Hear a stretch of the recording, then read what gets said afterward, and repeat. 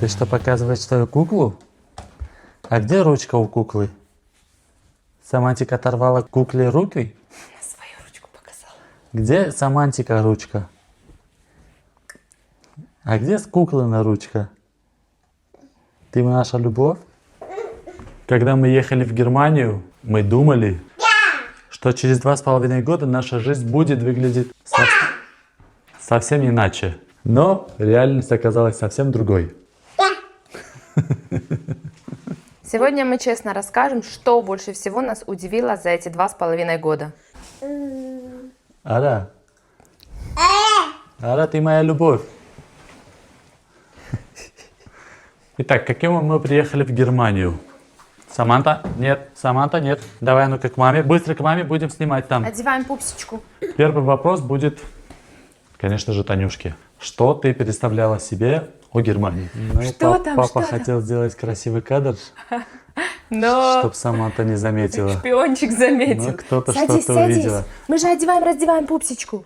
Ну и рассказывай. В общем, мои представления, они были связаны с тем, что я уже бывала до этого в Германии, но я была в большом красивенном городе, в городе Мюнхен, где нереальная архитектура, где сумасшедшие здания, и я все это представляла в какой-то такой красоте, ну, чересчур, наверное, у меня вот это воображение разыгрывалось, и я даже вообще не включала фантазию в какую-то бытовую жизнь, потому что путешествие и... Да, она не может просто. Путешествие и побывать как турист и как уже житель этой страны — это абсолютно разные вещи. Поэтому, конечно, все совсем по-другому. Мои представления оказались просто представлениями. Ну и хочу задать тебе следующий вопрос и чуть-чуть попробовать привлечь эту девочку. Саманта, смотри, смотри, что это? Смотри, папа что дает? Ой, папа сейчас тебе принесет другую игрушку тебе. Подожди, папа несет тебе другую игрушку, это тебе будет интересно. Готовы? Мы готовы? Папа, вау! Папа знает, что Ну мне и надо. подарок тебе, и вопрос следующий тебе. Что оказалось правдой? Из того всего, что я представляла, ну, во-первых, я не представляла там никакой вот этой документации, волокиты, такого всего. Правда оказалось, что тут действительно красиво, чисто. Архитектура, да, она везде сумасшедшая, но когда ты тут живешь, ты в это все вбываешься и как-то уже этого не так замечаешь. То есть, ну и в принципе, сравнивать тот город, в котором я была как турист, и в тот город, в который мы попали как уже жители этой страны, это вообще небо и земля. То есть то был такой тусовочный, максимально молодежный город, туристический даже можно сказать, ну и вообще огромный. А здесь мы в маленьком городке, где больше пенсионеров, где скука, где реально после 7 часов жизнь просто уходит отсюда куда-то в другие места. Просто тишина, покой, можно так сказать, уют. Я не говорю, что это плохо, но просто это совсем не то, что я представляла. Ну и ты сразу ответила на вопрос или хочешь что-то еще добавить? Что оказалось мифом? Да, мифом? Да.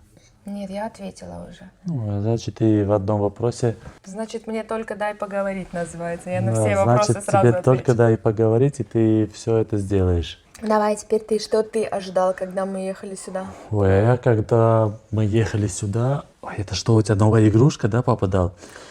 Мои ожидания были, честно скажу, вообще... Я не понимал, куда мы едем, что ожидать от Германии, потому что это та страна, куда я прям даже в своей фантазии не представлял, что я могу оказаться со своей женой и что у нас тут появится ребенок. Это для меня, ну, максимально минимальный вариант вероятности, который имел. Уже, наверное, оказаясь здесь, я чего-то ожидал. Я ожидал увидеть там крутые машины, то, что знал, и весь мир знает, что Германия делает самые красивые, самые крутые машины. Там, в этом же числе там Mercedes-Benz, Porsche, BMW, Audi. Но реальность оказалась другой. Я сразу же отвечу, какая была реальность и мифы. Реальность оказалась другой. Тут люди живут гораздо скромнее, гораздо не на том понте, вкратце сказать, это не такого... Я ожидал тут больше понтов, а тут понтов вообще не было. И я не думал, то есть, что может быть такого большого количества реально будет возрастных людей. Все-таки я ожидал, что хоть какое-то количество молодежи будет, но ожидание было, как я сказал, совсем другим. Молодежи было очень мало, очень много возрастных людей. И, наверное, соответственно, это и отвечает на мой вопрос, почему тут нету вот этих понтов. Потому что молодежь больше любит там красивые машины, красивые там диски на машинах и все остальное. А уже когда ты в возрасте, ты чуть-чуть успокаиваешься и думаешь, ну довезет меня эта машина до магазина так называемого продуктового, и все окей. Да, тоже путешествовать, но более так спокойно. Поэтому ожидания были, чтобы увижу вот крутейшие машины в мире, не увидел. Ожидания, мифы и... Реальность. Реальность оказалась, что тут больше спокойной жизни, умеренной, без особого пафоса. И миф. Миф еще, что мне сейчас пришло в голову, Давай. что здесь можно легко и быстро интегрироваться и заработать большие деньги. Смотри, что папа тебе дал. А ты видела?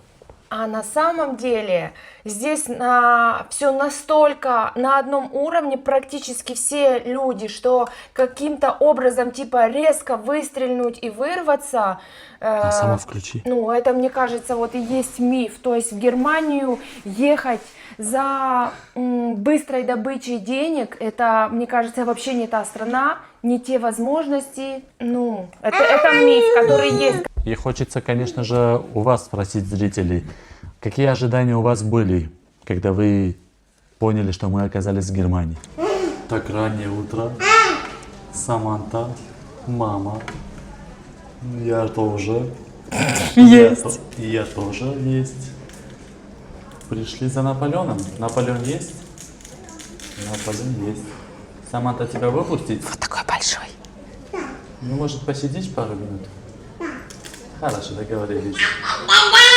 Диана! Мы отсюда продолжим нашу тему. Тортики. Киевяну, армяну, Наполеону, Танюшу. А Саманта водичка и хлеб. Так нравится? Да нет, у нее еще куча перекусов, я этот хлебушек уже хочу ей не давать. Ну, я целый хлеб съела, пока с папой добралась сюда. Так что, я думаю, мне хватит. Молодец. Тут проблема в том, что она хочет бегать, а мы хотим попить кофе и покушать. Сейчас мы как-то ее займем. Германия. Ой, куда же без кофе? Кофе это начало дня, утро, середина и все время. Мы кофе надо. Саманта, ты кофе будешь пить? Да. На, пей кофе. Попей кофейку. Потом я тебе дам вкусняшек, да. Какой у тебя кофе вкусный? Да, давай. Я хочу продолжить. Значит, я хочу рассказать вообще, какими мы приехали в Германию, какая была изначальная цель, как мы здесь оказались и что мы от этого ожидали. Вкратце, мы приехали сюда за самым нашим большим чудом в мире. Мы не знали, что оно здесь свершится и без всех наших ранее поставленных целей и планов. Вообще-то мы ехали сюда в надежде на хорошую медицину, потому что до этого в таких странах, в которых мы были, в которых мы пробовали разные процедуры по получению самантика, у нас ребенок не получался. Приобретение, да. Так что мы приехали сюда, если честно, такие очень опустошенные, выжатые. Мы не понимали вообще, что-то у нас здесь получится или нет. Как-то нам казалось, что Германия это наш уже, ну не знаю, не последний шанс. Ну, в общем, мы приехали очень сюда. Шанс на лучшую медицину. На лучшую медицину, да, и на все-таки обретение нашего счастья. Но тут так сложились обстоятельства, что наше счастье Боженька нам подарил просто само собой. И нам не пришлось проходить один из определеннейших, тяжелейших путей, на которые мы, в принципе, были настроены. Или не были. Мы тогда, если честно, мы на таком были каком-то раздорожье, мы уже вообще не знали, что нам делать и как нам действовать. Поэтому ну, приезд сюда, это было какое-то уже такое что-то на последнем вздохе. Ай-яй, опять упал. Ты как такое допустила? Ты её она лицо очень- видела? Упал случайно цветочек. И цветочки, скажи, я люблю, я их обычно крепко держу. Ну так упал мало. Что для тебя было самым сложным, когда мы попали в Германию? Ну, в первую очередь, я об этом очень много раз говорил, и еще разочек скажу, язык. Для меня язык это был один из самых первых моментов, который стала преградой. Потом следующее, ну, так называемое, тоже можно связать с языком, это адаптация. Да, пожалуйста, пожалуйста. Язык, адаптация, документация. Это все основные темы, наверное, которые все сталкиваются, оказываясь не только в Германии, а в положении миграции. Оно уже не есть. Нет, не ест. Лена играет. Давай я тебе последний шанс. Дам бублик или хлеб? Что ты хочешь? Да. Да хлеб, пап, ну что ты? Пол хлеба уже съела. И я, не исключение, я также столкнулся с языком, который для меня, как удивление, было в какой-то момент непонятно, в какой-то момент очень тяжело, в какой-то момент до абсурда доходило. Маленький случай расскажу, связанный с языком. Я очень был возмущен и расстроен. Мы ходили, пополняли номер моего телефона через так называемого оператора офис. Я каждый раз заходил туда, на английском с работником разговаривал, говорил, мне нужно положить на мой номер 15 евро. Он говорил, окей, я говорил номер, и все, процедура завершилась. Крайний раз, когда я был у них, он почему-то начал себя вести неадекватно. Типа, я не понимаю на английском, говорите со мной на немецком. Я же видел его не первый раз, я в течение года ходил и пополнял свой счет. И так как я получил такой ответ, я был очень сильно возмущен, и мне эта ситуация просто непонятна. Ты говоришь с человеком на английском на протяжении года, потом ты в следующий раз, когда его видишь, говоришь, я не понимаю, это был какой-то абсурд. Поэтому языковой барьер иногда до абсурда доходило. И это один из случаев. Это обижало очень сильно, да, что люди знают английский, но разговаривать... Не обижает, а в моем случае я злился. Я чуть быстрее воспаляю, спалюсь. И мне просто хотелось его объяснить по-другому, что ты почему себя ведешь как дурак? Или ты меня за дурака держишь? Он тебя держит за дурака, он себе в своей стране, ему вообще все равно, на каком ты хочешь разговаривать. Он тогда говорил, Сама-то вот. а потом передумал. Ну и документы, конечно, документы на один документ. Еще 5 документов, чтобы все было четко. Всё, давай я тебя Сидеть уже выпускаю. не может. Любимый, мы так ни по глотку кофе не сделаем. Будешь сидеть? Да. Сиди. Она Тебя думала. отпустить? Так сидишь или выходишь? Ты на дорогу не побежишь? Не побежишь туда на дорогу? Будешь здесь сидеть? Да. Бегать тут будешь, да, любимая? Договорились? Кофе, ладно, сиди. Да не, она уже хочет, не может. Давай все-таки. Сейчас как-то ее займем, может быть. Ну, у нее одно счастлива? занятие. Вставать и выбегать. Смотри, смотри, вот что я говорила. Самантусик, иди сюда, иди в эту сторону, девочка моя. Там куча бабушек и дедушек. Иди сюда. Давай посмотри в эту сторону. Тут тоже есть тебе что разобраться. Вон стончики, цветочки, иди понюхай. Иди цветочки туда, сюда, посмотри. Не-не-не, вот сама-то, вот Ну, цветочки. тряпочки те нет? О, вау! Пошла за пепельницей, конечно же. Давай сюда. Ой, там звуки, иди сюда. Ну, какой-то пылесосик включился, не бойся, все хорошо. Кофемашина. А, кофемашина, кофе перемалывает. Представляешь, кофе делает Может, вкуснейший. Ребята, потрясающе вкусно.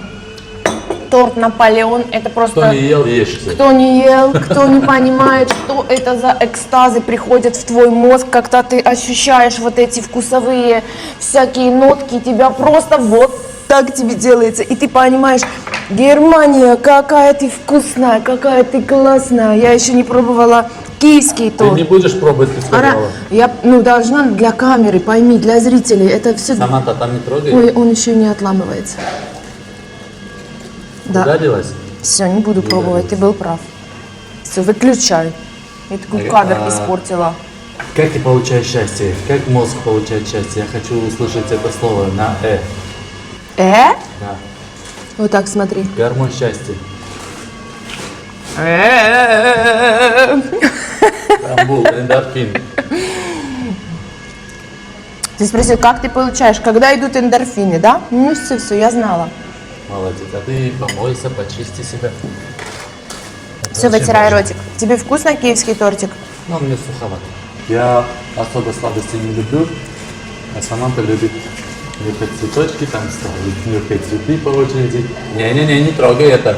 Иди сюда, не трогай это. Самантусик, сюда.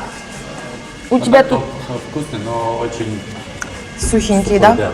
поэтому ты не смогла отломить. Да, я не смогла его даже отломить. Саманта, тебе тут нравится? Да. Не убегай. Ты красивая, ты губы накрасила. Это все уже знают. Я повторяю это много раз, каждый раз. Всегда она красивая. записываешь? Напишите в комментариях, пожалуйста, чтобы она знала, что она красивая. Ара, Валет, я знаю, я тебя Я спросила. не Валет, я твой муж, Дундук. Валет Дундук. Саманта где? Ребята, мы дома, Самантика положили, мы хотели подозаписывать на улице, там еще... Подозаписывать? Подозаписывать, есть такое слово, очень грамотное. Да, подозаписывать. Но мы увидели, что уже там без 10-12 мы помчали домой, потому что она в 12 уже прям хочет. Так что мы тихонечко продолжим нашу тему из Так дома. что время час, а она спит. Она просто не хотела спать. Не хотела, тяжело заснула. Да, не хотела и все. Она просто уже разнюхала последние дни. Так сложилось, что в Праге укладывала спать ее только я. Когда я укладываю, она только на ручках засыпает. И я не могу себе в этом отказать, если честно. Вот она встает, она у окопа, он ее ложит на кроватку и говорит: ложись, ложись, ложись. Вот так над ней сидит, по попочке погладил, похлопал, там песенку свою поет, и она так засыпает. Со мной так не работает. Она просто встает и этими глазками вот так котячими смотрит, большими этими черными. И, вот так, и я просто 3 секунды, и я сдаюсь в плен. Я такая: хорошо, иди сюда. И на руки взяла, и вот так с ней вместе засыпаю. А вчерашняя ночь у нас была такая очень нелегкая. Мы не знаем из-за чего. Скорее всего, опять зубики. Ну, в общем, она до 12 поспала, в 12 проснулась. И до 3 часов я ее на себе вот так колыхала. Уже так, что у меня просто, все мышцы болели. Но все равно. А муж рядом, он же тоже не спит. И он такой повернулся. Я говорю: я уже так устала. А он говорит: ну так классно, да. Ну типа, что она с нами. Она же с нами обычно не спит. Никогда не спит. Никогда не спит, да. То есть это очень-очень у нас редкие такие и очень такие классные моменты. Мы хоть и не хотим ее вроде приучать с собой спать, но сами так этого хотим, что мы не можем вам передать. Короче, у нас вот такая двоякая ситуация. В общем, я хочу продолжить эту тему. Что для нас было самое сложное в Германии? Самое большое разочарование – это не негатив, это просто мы ожидали одно, а получили в итоге совсем другое. И один из самых сложных моментов – отсутствие родственников, отсутствие друзей рядом. Нам этого очень сильно не хватало. И тут так сложилось, я не говорю, это хорошо, это плохо, просто люди такие. Тут так сложилось, что люди не подходят по своему так называемому вайбу нам. Мы совсем другие, мы по-другому привыкли, мы по-другому хотим, чтобы наша дочка получала. Потому что, это же кайфово, когда у тебя есть друг, у тебя есть подруга, у тебя есть просто вот это времяпровождение хорошее, веселое, поболтать ни о чем даже. Тебе становится грустно, и ты хочешь поговорить с каким-то другом. Ты выходишь, ты даже, может, свою грусть не расскажешь своему другу. Ты просто проведешь время и чуть-чуть забудешься о той ситуации, которая тебя заставила погрустить. А тут такого мы не встречаем. Тут нам очень тяжело. Мы постоянно втроем. Нам очень хочется отойти иногда, побыть самим, чуть-чуть отдохнуть от всего. Но вот в моем случае я не могу никуда отойти. Я не имею тут никаких друзей, никаких близких по духу, по мышлению, по образу жизни людей. Все какие-то отдаленные, как будто ограждение есть между нами, и они не подпускают себе ближе. Я очень много шагов делал, пытался, звонил, писал, подходил, даже в те места, где я знаю, что эти люди есть. Но Более закрытые, что ли, да? не хотят подпускать, я не знаю, я у них не прошу ничего реально и не просил ни разу, чтобы сказать, они каким-то образом избегают меня или нас, но они какие-то вот не идут на контакт. Короче, тут очень сильно не хватает мне друзей. Я не могу найти друзей по духу, с кем я могу поболтать ни о чем, провести время, просто выйти из квартиры вечером или днем, или неважно когда, просто пойти встретиться с другом, попить кофе, поболтать ни о чем, провести время впустую. Теплая встреча, даже не впустую, а чтобы была какая-то теплая встреча. Этого не хватает. Не хватает родственников, сестер, очень, братьев. И я хочу, чтобы Саманта получала эту теплоту, которую мы получали в своем детстве. Я вспоминаю в детстве, сколько внимания получал я. Я не все, конечно, вспомню, но я приблизительно понимаю, какую теплоту я получал. Я знаю, какую теплоту получала Танюшка. И ту теплоту, которую сейчас Саманта не получает, это меня прям на куски рвет. И я убедился, что здесь все-таки в детстве дети, они какие-то невостребованные. Поэтому они не популярны. Можно я еще скажу по меня? А еще, ребята, просто вот пример по поводу деток. Мы же ходим на детские площадки, да, там Ак ходит на более там большие, я хожу на нашу маленькую, ближайшую, куда там могу дойти. И детки между собой, вот они все разговаривают на немецком, там, не знаю, немцы, не немцы. Ну, короче, они приходят, вот каждый со своей мамой или бабушкой, или с папой, и они играются каждый в одиночке, прикиньте, то есть они не кучкуются, не группируются, между собой там мячик погоняют. Одинокие. То есть какие-то такие одинокие детки, я не знаю, это их...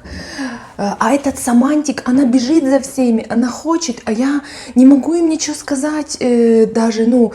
Во-первых, я не владею языком, и я же не могу навязывать чужим людям, типа, пусть детки поиграются.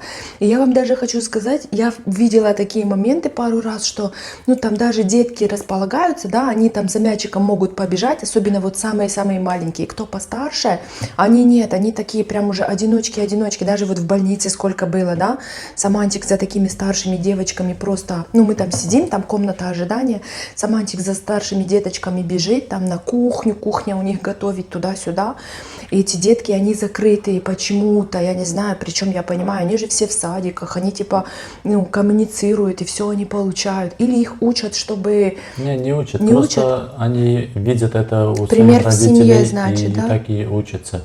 Они же никогда не видят, что у них там какие-то гости, какие-то друзья, какие-то веселые времяпровождения, они этого всего не видят. Секунду. И вот именно с гостями, что чего не хватает, вот какой-то такой спонтанности. Даже вот у меня, ну, всегда было в жизни самая классная тусовка или самые классные гости, самая классная вечеринка — это спонтанная, резкая вечеринка. То есть ты проходила где-то, встретила кого-то, а пошли ко мне там пить кофе, или поехали еще к той заедем, или к той, к той. И вот так вот все происходило, это было весело, классно. Да, мы сейчас с детьми там, но это одно другому вообще не мешает. А здесь нет, здесь надо типа планировать эту встречу. Особенно если это какие-то, ну даже вот наши, допустим, знакомые, наши украинцы, но они уже типа больше здесь лет, там много-много. То есть они уже такие становятся, ну, привыкшие здесь жить. И вот эти запланированные встречи меня вообще убивают. Я на море не могу спланировать встречу. И никогда по жизни не могла там без детей Ты даже. что, на море собираешься? За 3-4 месяца вперед, типа вот это раннее бронирование туда-сюда. Нет, я не знаю, что будет завтра, где я, в какой стране буду. А Понимаете, что она просто хочет болтать. я вообще-то так хотела спать. Мы сегодня легли спать в 4 утра. Я думала, мы придем и сейчас быстро ляжем спать. Говорю же, она просто хочет болтать. Ладно, иди ты болтай, я покушаю. Приятного.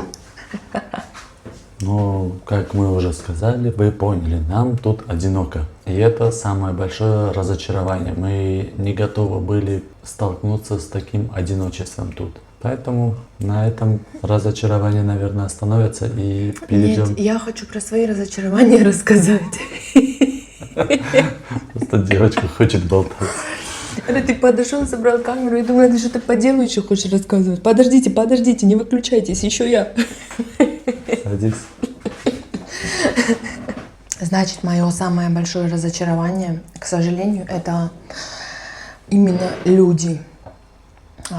Сразу хочу сказать, что мы встречали здесь очень классных, позитивных, добрых, отзывчивых, дружелюбных людей, именно немцев, или как в общем называются, есть такие немцы, это прям немцы-немцы во всех своих поколениях. Есть еще тут русские немцы, это люди там из Казахстана, из России, из Армении. Русскоговорящие немцы. Русскоговорящие немцы, они себя называют русские немцы, которые приехали там 30 лет назад, 40 лет назад.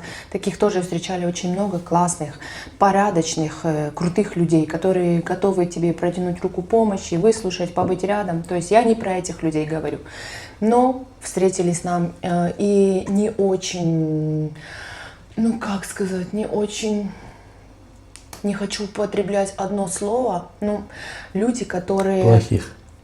Ну, может, они неплохие сами по себе, но, можно так сказать, очень не рады, что мы здесь оказались, в их Германии, грубо говоря. Мы сами понимаем, что мы здесь гости, мы здесь не местные, и непонятно, когда мы местными здесь станем когда-то или нет. Но я это ощутила когда-то первый раз в роддоме. До этого, если честно, я ходила в каких-то розовых очках, но я, в принципе, кроме там своих каких-то близких подружек, у которых мы жили, и мужа, я никого не видела. Я ходила себе со своим пузиком, беременная, ничего, никуда я сама не попадала. Я была от всего этого изолирована, и я... понятия не имела, что тут это есть, что тут действительно есть такая категория людей, которая просто, ненавидит нас всей своей душой. И когда я оказалась в роддоме, так случилось, что Акоп тогда заболел и не смог быть со мной. И я после кесарева, я вообще бездвижная, у меня там была тяжелая ситуация, но сейчас не об этом.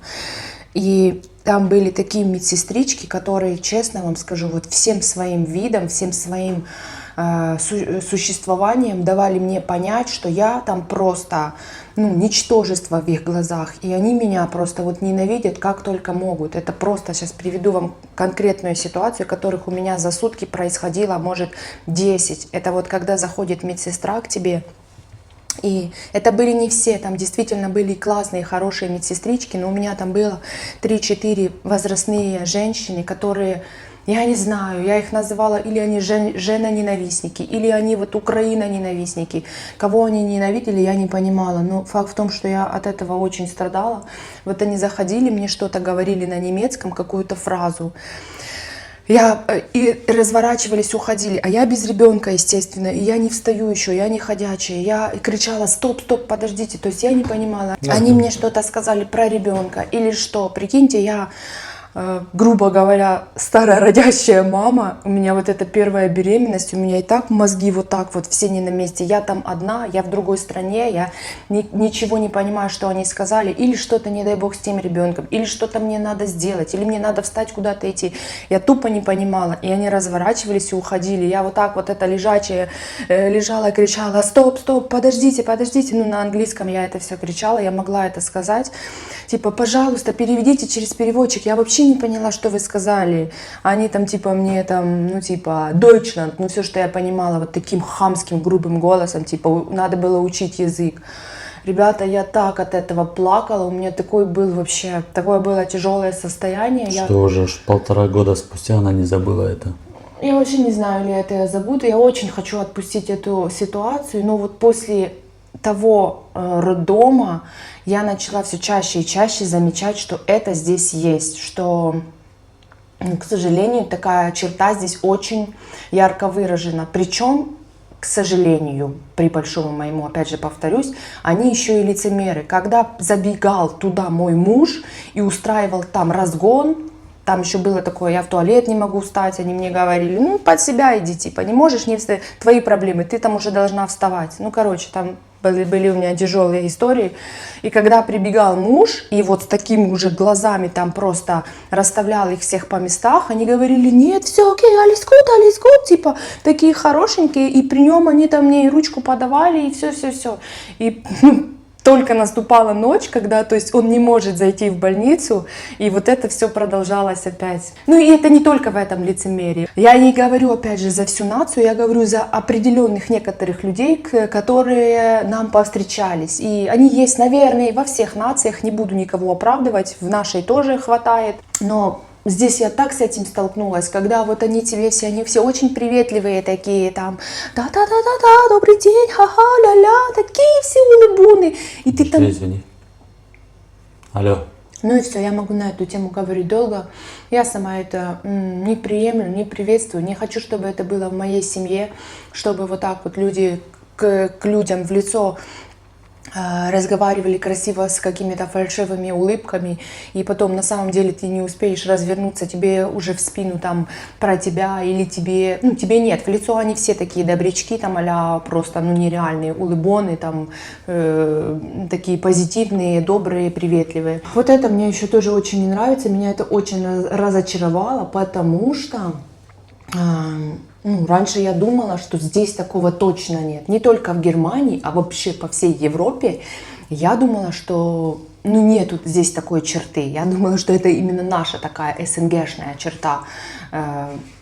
Но нет, оказывается, здесь это очень-очень распространено. Я хочу сказать, что нас еще тут удивило очень сильно. Нас очень сильно тут удивили детские площадки. Хоть и они... Их немного, но те, которые есть, они очень качественно сделанные. По правде говоря, мне посчастливилось увидеть такого качества сделанные детские площадки. Да, они старые, ничего не скажу, но они такие качественно сделанные. Вот какое у нас было впечатление, кстати, немецкое качество. Вот это мы увидели именно в стройках. Детские площадки или любые пристройки, которые они делают, они такие вот сделаны на 100 лет, как так скажем. Это очень приятно удивило. Медицина удивила, хоть и есть минусы, но приятные плюсы тоже есть.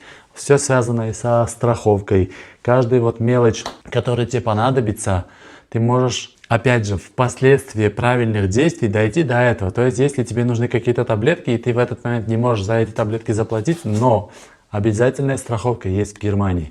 Если у тебя не может не быть страховкой обязательной, ты идешь к своему лечащему врачу, ты ему говоришь, что у меня такая проблема, мне нужны такие таблетки, он тебе выписывает, ты идешь в аптеку, покупаешь. Все готово. То есть это тоже приятно удивило. Нету такого, что ты не можешь найти какие-то там таблетки. Ну, по крайней мере, за 2,5 года мы с этим не сталкивались. И еще момент, который и в каком-то смысле нас удивило, подходит и не подходит спокойствие. Реально, ну тут спокойно и хорошо, это и плохо. Иногда это спокойствие прям бывает, что много времени мы проводим с ребенком и много действий делаем. Нам хочется этого спокойствия и этого, и это классно, когда она ложится спать, и тут получается полная тишина, спокойствие. А иногда вот это спокойствие прям, как Танюша сказала, чересчур много спокойствия, поэтому это как-то давит иногда. Иногда хочется движухи, драйва, куда, сюда, туда. Ну, вы понимаете, что я имею в виду. А тут, извиняюсь, ну, очень спокойно. Ну, и, в принципе, тут чисто, как ни крути. Я Танюшке говорю постоянно, что тут есть чистота. Она говорит, я не вижу, но я постоянно говорю, тут есть чистота. Ну и хотела давай, с первого дня, как только мы приехали, ты об этом говоришь, что тут реально сильно чисто. Если сравнивать с нашими странами, да, это правда. То есть это на улице, мы с тобой идем на улицу. Да, так ты и есть. не Тут съешь сейчас, чисто. я Люди знаю. не чистые. Что правда, то правда. Люди не такие не чистые. люди, а одежда на людях. Ну, это и есть люди. Они могут ходить грязные. Что это их одежда, это их Да внешний вот вид. реально, ребята, вот это, Да, конечно... она успокоится. Ну да, если она будет есть.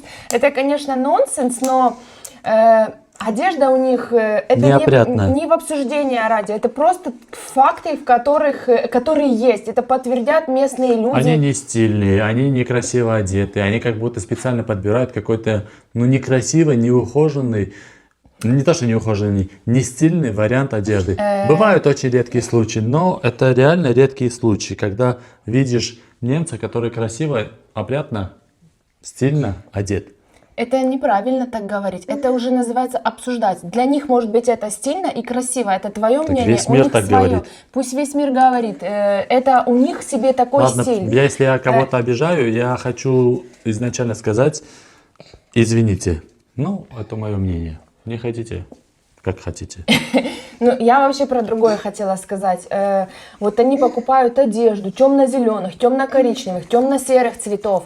Все такое темное. Они сами это говорят в лицо, что... Это удобно, это быстро не становится грязным, не надо Это стирать. не надо стирать каждый день, типа мы говорим там белую обувь, это же красиво, белая обувь всегда любой образ дополняет. Они говорят, нет, белую обувь это каждый день надо чистить, типа это кто будет этим заниматься? Не, это не наш вариант. Ну, то есть для них практичность это прежде всего... А куда ты убегаешь? Ну, Дай тут ей в даже, руки это. даже не то, чтобы На. практичность, ну, то есть особо за собой, за чистотой, для них это не важно. Вот им главное удобно, а то, что от тебя там уже какой-то запашок идет, ну, это такое дело. Это запашок, это от всех идет. Да, ничего страшного. Но на улицах реально чистота, потому что тут, естественно, есть законы, по закону это наказывается, и они все придерживаются этих законов. Ну, а закон... Не мусорят. Не мусорят, да. Конечно, хочу заметить, что стало намного грязнее с приездом большого количества иммигрантов. Это, 100%. Прикинь, какие тут были чистейшие улицы, пока еще нас всех тут не было. Очень чисто было, я Да? помню эти времена. Я помню. Пирамидку сложи. У меня одна деталь есть. Ой-ой-ой-ой-ой-ой-ой. Опась! Упадет на голову. И что, не боишься? Садись, ты любишь тут сидеть. Мамин стульчик. Я хочу у тебя кое о чем спросить. Да пусть гуляет.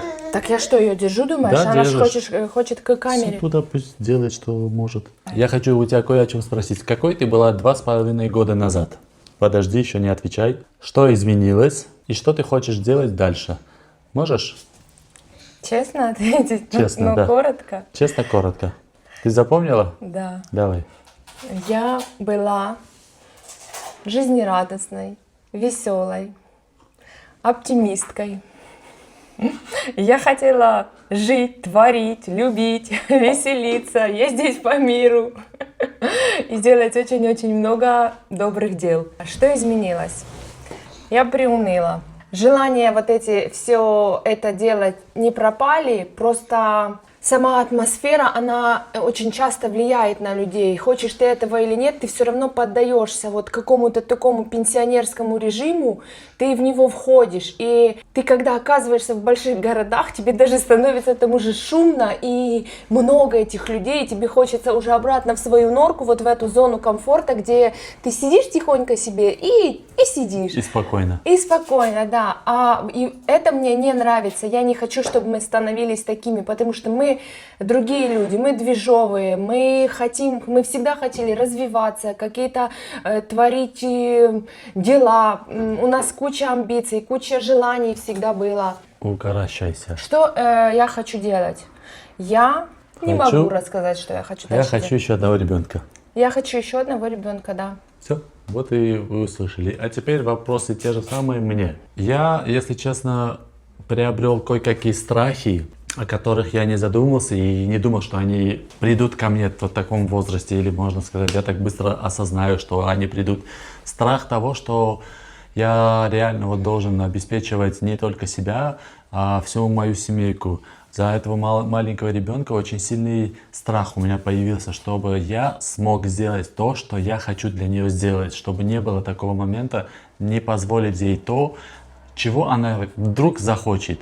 Вот бывает такое, что дети хотят, не знаю, мороженое, элементарные штуки, говорю. А я этот момент не смогу ей купить мороженое, я этого начал бояться. Это страхи. Маленькая, уменьшенном варианте говорю, но это очень большая такая глобальная тема. Об этом можно как-нибудь посидеть, поговорить о страхах. Ответственность очень сильная появилась, плюс ко всему. Я и был ответственный, я не могу сказать, что так сильно появилось. У меня, если я с моей семьей, если даже то время, когда Танюшки не было, я был очень ответственный. Я в первую очередь смотрел, чтобы было ей хорошо, а потом... Да. Сидит.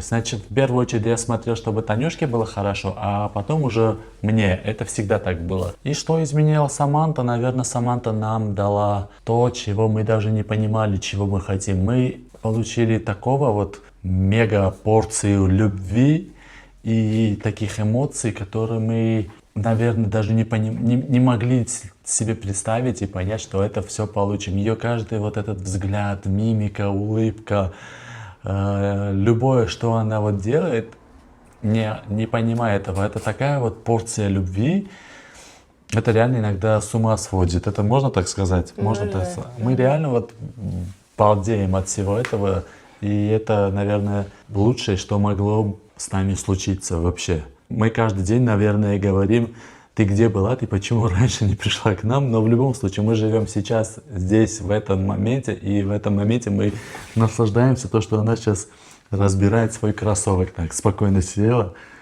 внимательно делает свои делишки. Люблю тебя. Ты меня любишь? А я тебя люблю. Это да, еще. Я хочу спросить еще об одной вещи у наших зрителей. Хочу почитать в комментариях то, что они напишут, и подискуссировать. Хочется обсудить вот этот вопрос, который меня тревожит, можно сказать, и очень сильно интригует. А как вы думаете, что ждет нашу семью дальше? Обязательно напишите в комментариях ваши мысли. Мы переедем в другой город, мы останемся в этом городе жить, мы вообще уедем из Германии, мы будем учить немецкий, мы пойдем на работу, как многие хотят, или это наша основная работа, нам будет достаточно. Просто давайте обсудим эту тему в комментариях. Окей? Договорились? И не забудь подписаться. Вот ты. Обязательно подпишись. Иди сюда. Иди скажи всем поцелуйчик и пока уже. Поближе, поближе иди. Сильный вот такой чмок сделай. Вот так. Саманта, мы вас любим, наши зрители. Спасибо, что досмотрели нас до конца. Пока-пока. Увидимся.